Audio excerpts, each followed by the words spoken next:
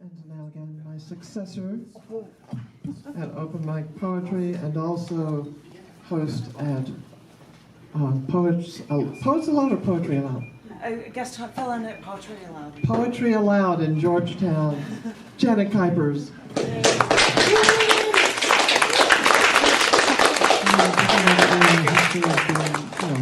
Running an open mic is back in Chicago. I ran one for years, and the people in Georgetown are like, "We're not going to make it. Janet, will you fill in?" Okay, I can do that. So I just came from doing that. It was fun time. And it's fun trying to look for things to write every day of the year to match to my New Year's resolution to write a poem a day. I haven't written one today, though, so if anybody gives me any ideas, that'd be great.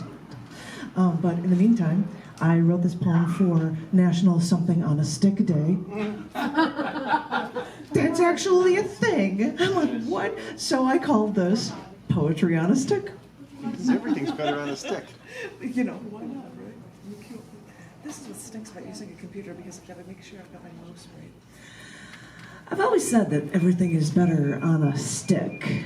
I mean, kids love ice cream bars and sticks and carnivals. The Republican Party even reveled in serving during the Iowa caucuses deep-fried sticks of butter on a stick, which supports my theory that everything really is better on a stick.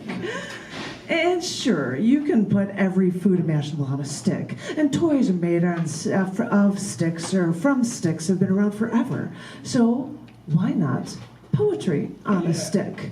You can find companies online like Mad selling single phrases they call poetry on a stick, but let's get more creative. Cut lines of a poem into one long stream and tape it to the end of the stick. Wave it around like you're doing an Olympics routine. Or just etch the poetry on sticks and leave them for others to find. Because if everything is better on a stick, it's time for poetry to prove that that's true.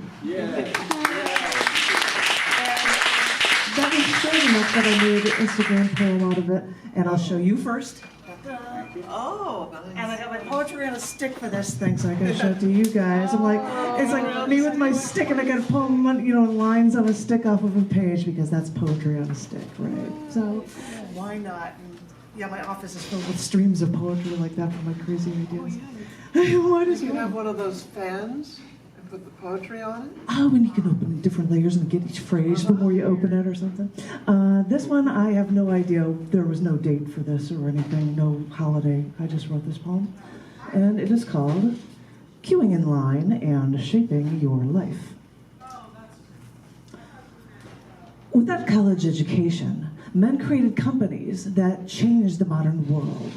Women have made Nobel Prize-winning scientific discoveries and inventions even without a college education, back when they weren't even allowed to learn. Of course, going to school can really help you to get your foot in the door, but some, in lieu of queuing in line and waiting for their chances to make a difference, they look for a way to subvert the system and get ahead on their own terms.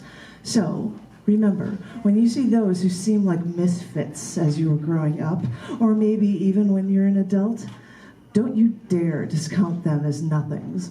Behind closed doors, they may be the ones deciding world events and shaping your life.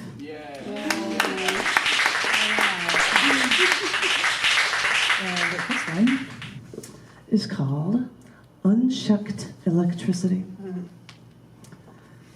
There's a certain electricity in the air. You can feel a crackle from the power lines overhead. I've felt it course through me ever since you've come near me. You can feel the torque after I start my engine and press my pedal all the way down.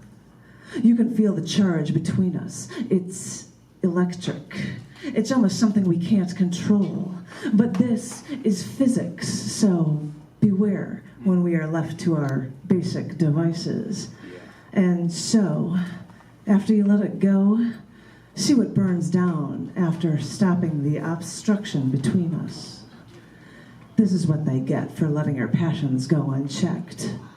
Buildings burn, cities collapse, empires are electric. So, go ahead, look at what we've destroyed, but look at what we can build. Yeah. Thank you.